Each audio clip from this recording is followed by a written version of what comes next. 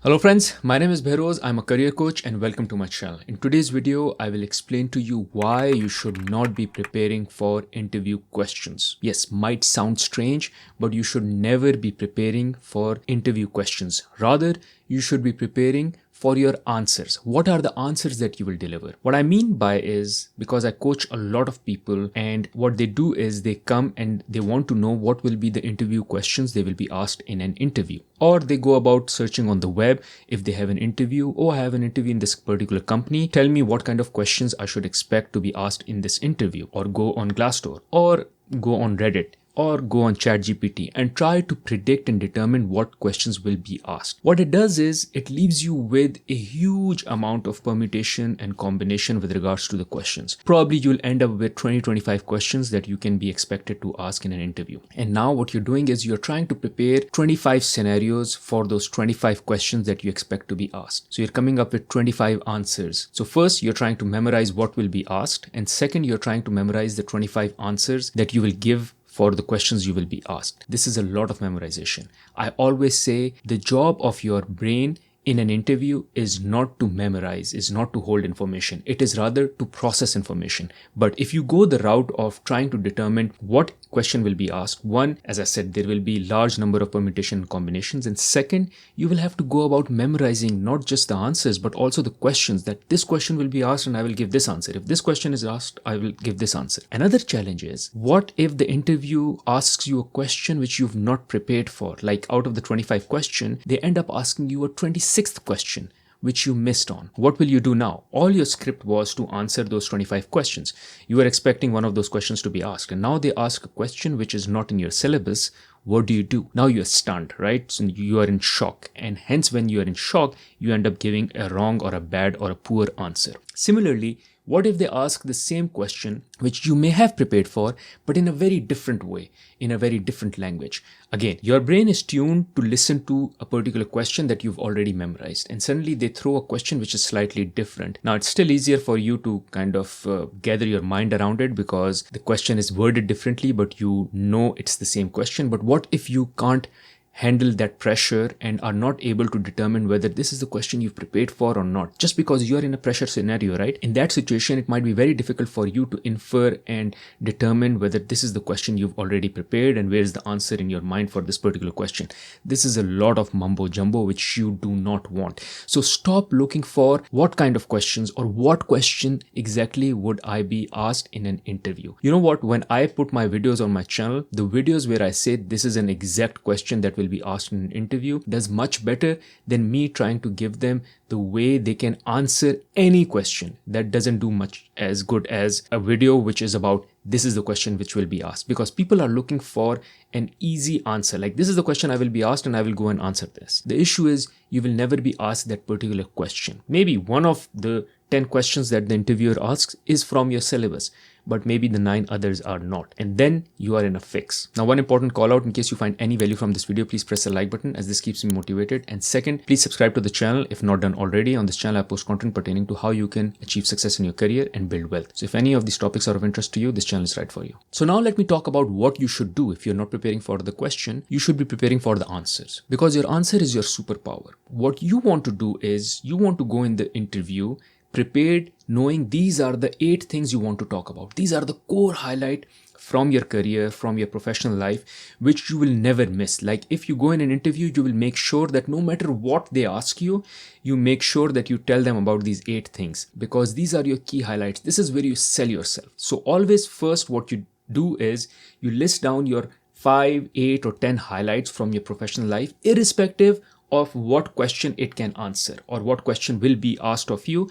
You just prepare your key highlights. Like, number 1, I achieved this sales target. Number 2, I simplified this particular process. 3, 4, 5, 6, 7, 8, 9, 10. Maybe 5 to 10. More than 10 is a lot. Less than 5 is less. So at least 5 to 10 highlights that you prepare. Now, these are your superpowers. What you need to do is you need to prepare them. You need to say, if any question comes or any scenario comes where I have to present this first example, how will I deliver it? What are the points that I will talk about? What are the key highlights that I will talk about? What are the results that I will mention? What is the format that I will use to answer? So prepare for the answer. When I say prepare for your answer, not the question, don't think what question will be asked. Think of what you need to present to them. Second piece you want to do is you want to leave some flexibility in each of these answers. So no matter what the question comes, you know that you can use any answer from these 8 to 10 highlights that you've created to handle that question. So let's say if there's a leadership question, you go like, okay, if there is a leadership question, this is a particular highlight that I can use. If they ask you, let's say, a simplification question, maybe you can tailor the same example where you led a simplification project and you led a team simplifying something. Now, it can be a leadership project as well. It can also be a simplification project because you simplified a particular process. Or it could also be a collaboration example where you also collaborated with the team members. So in one particular highlight, you can address different kind of questions: leadership, simplification, ownership, accountability, collaboration, just because it's a wholesome project that you did. So if you are prepared, if you know exactly all the details of that particular project, well, you can tailor in your mind the answer in a way that you address the question, but still give the same example. Again, I want you to prepare for those 5 to 10 answers, which can be tailored to answer any question that may come your way. Another thing that you want to do is, even if there is a question that comes your way, and again, you've not prepared for the question because that is my advice, my recommendation.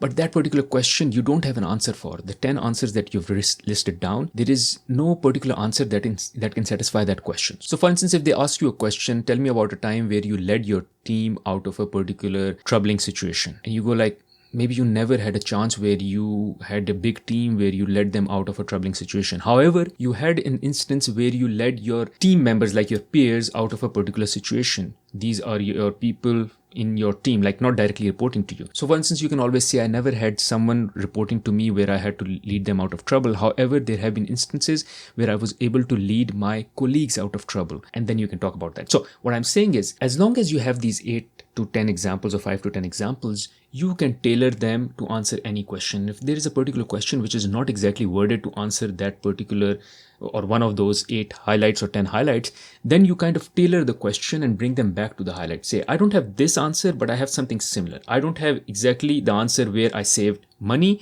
but I have an answer where I saved time. I simplified a particular situation or a particular process or a particular approach. Hence, it is also important that when you call out those 5 to 10 examples or highlights, you also bunch them into key themes.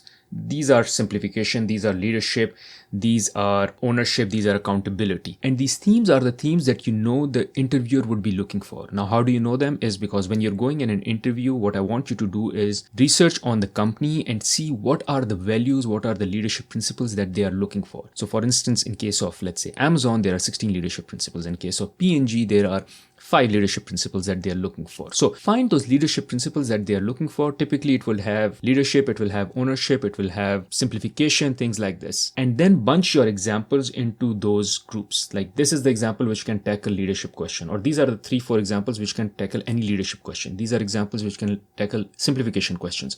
These are examples which can tackle this. So make sure all the values or leadership principles that the company has called out, you have a particular example to address this. Now, no matter what the question comes, question is essentially asking you about leadership, about simplification, about one of those core values that the company has already laid down.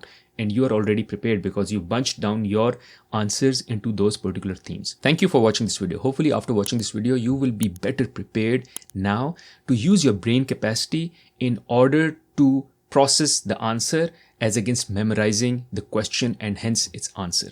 Thank you.